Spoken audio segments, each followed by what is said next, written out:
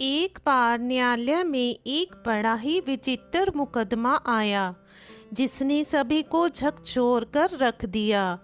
अदालतों में संपत्ति विवाद व अन्य पारिवारिक विवाद के केस अक्सर आते ही रहते हैं, मगर ये मामला बहुत ही अलग किस्म का था। एक 70 साल के बूढ़े व्यक्ति ने अपने 80 साल के बूढ़े भाई पर मुकदमा किया था। मुकदमे का कुछ यूं था कि मेरा 80 साल का बड़ा भाई अब बूढ़ा हो चला है, इसलिए वह खुद अपना ख्याल भी ठीक से नहीं रख सकता, मगर मेरे मना करने पर भी वह हमारी 98 साल की माँ की देखभाल कर रहा है। मैं अभी ठीक हूँ, इसलिए अब मुझे मेरी माँ की सेवा करने का मौका दिया जाए और माँ को मुझे तत्काल सौंप दिया जाए। न्यायाधीश महोदय का दिमाग घूम गया और मुकदमा भी चर्चा में आ गया। न्यायाधीश महोदय ने दोनों भाइयों को समझाने की बहुत कोशिश की कि आप लोग माँ को 15-15 दिन अपने साथ रख लो, मगर कोई टस से मस्तक नहीं हुआ। बड़े भाई का कहना था कि मैं अपने स्वर्ग को खुद से दूर क्यों होने दूं? अगर माँ कह दे कि उसको मेरे पास कोई परेशानी है या मैं उसकी देखभाल ठीक से नहीं करता, तो अवश्य छोटे भाई को दे दो। छोटा भाई कहता है कि पिछले 40 साल से अकेले ये सेवा किए जा रहा है, आखिर मैं अपना कर्तव्य कब पूरा करूँगा? मरने के बाद भला मैं भगवान को अपना क्या मुंह दिखाऊंगा?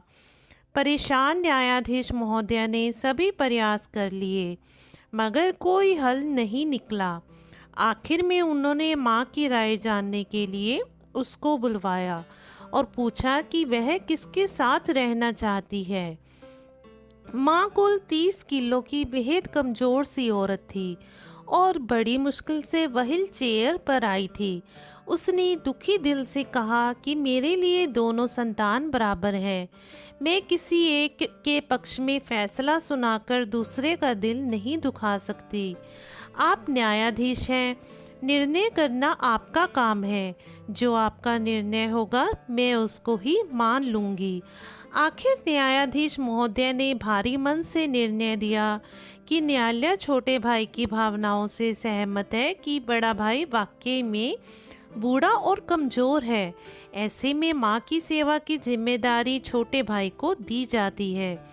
फैसला सुनकर बड़ा भाई जोर जोर से रोने लगा कि इस बुढ़ापे ने मेरे स्वर्ग को मुझसे छीन लिया। अदालत में मौजूद न्यायाधीश समेत सभी लोग रोने लगे।